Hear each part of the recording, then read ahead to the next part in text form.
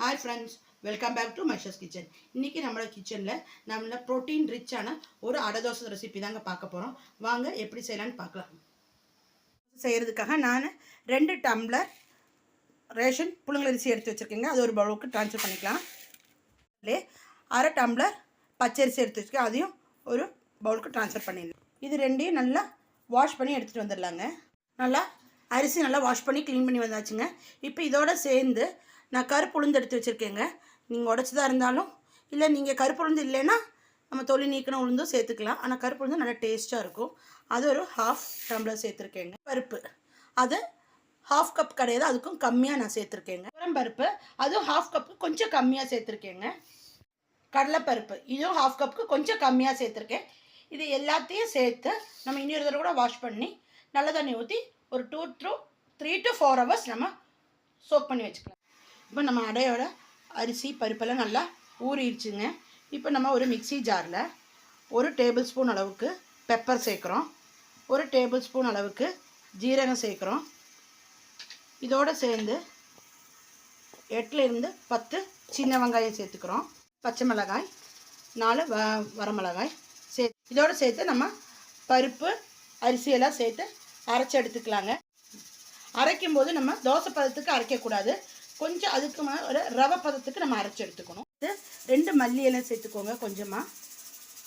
அதே மாதிரி 2 கொத்து கருவேப்பிலையும் சேர்த்துக்கோங்க. இப்போ நம்ம ஃபஸ்ட்டு பேட்ச் அரைச்சாச்சுங்க. பாருங்கள், உங்களுக்கு மாவு பார்த்தா தெரியும். பாருங்கள், தெரியாக இருக்குது.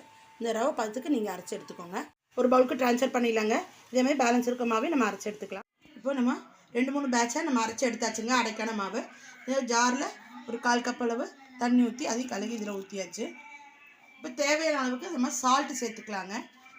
பேட்டரி நம்ம சால்ட்டே சேர்க்கலை. சால்ட்டு தேவையான அளவுக்கு சால்ட்டு சேர்த்துக்கலாம். அதோடு சேர்ந்து 1 டீஸ்பூன் அளவுக்கு பெருங்காயத்தூள் சேர்த்துக்கலாங்க.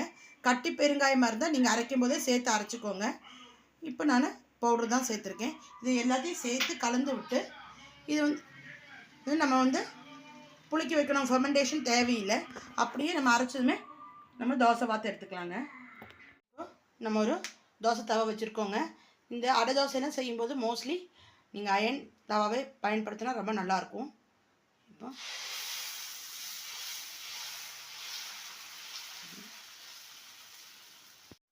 அடை தோசைக்கெல்லாம் கடலெண்ணெய், பட்டர் இல்லாட்டி நல்லெண்ணெய் சேருங்க. ஆயில் யூஸ் பண்ண வேண்டாம், ரீஃபைண்ட் ஆயில்ஸ். தோசையும் ஃபுல் ஃப்ளேமில் வச்சு சுடக்கூடாது. ஸ்லோவாக தான், மீடியம் டு ஸ்லோவில் தான் வச்சு குக் பண்ணணும். அப்போ தான் நம்ம தோசைக்கு நல்ல நைஸாக அரைக்கிறது இல்லை. இது ரவையாக இருக்கிறதுனால அதெல்லாம் பருப்பெல்லாம் நல்லா வெந்து நம்மளுக்கு மொறுமொறுன்னு கிடைக்கும். நம்மளோட தோசை திருப்பி போட்டுக்கலாம். மொறுமொறுன்னு அடை தோசை ரெடி ஆயிடுச்சுங்க. இப்போ நம்ம இதை ஒரு பிளேட்டுக்கு ட்ரான்ஸ்ஃபர் பண்ணிடலாம். இது பாருங்கள், சுடு தோசையில் கொஞ்சமாக பட்டர் மேலே கொஞ்சமாக நாட்டு சர்க்கரை சேர்த்து இந்த அடை தோசை எல்லாம் மொறுன்னு அடை தோசை இப்படி உடச்சி அந்த பட்டரோடையும் அந்த சர்க்கரையோடு சேர்த்து சாப்பிட்டிங்கன்னா செம டேஸ்ட்டாக இருக்குங்க. இதுக்கு சைட் டிஷ்ஷே தேவையில்லை. குழந்தைகளுக்கும் உங்கள் வீட்டில் செஞ்சு கொடுங்க. இது ப்ரோட்டீன் ரிச்சான ஒரு அடை தோசை. பிரேக்ஃபாஸ்ட்டாகவும் டின்னராகவும் சாப்பிட்டுக்கலாம். நீங்களும் செஞ்சு பாருங்கள். லைக் பண்ணுங்கள், ஷேர் பண்ணுங்கள், சப்ஸ்கிரைப்.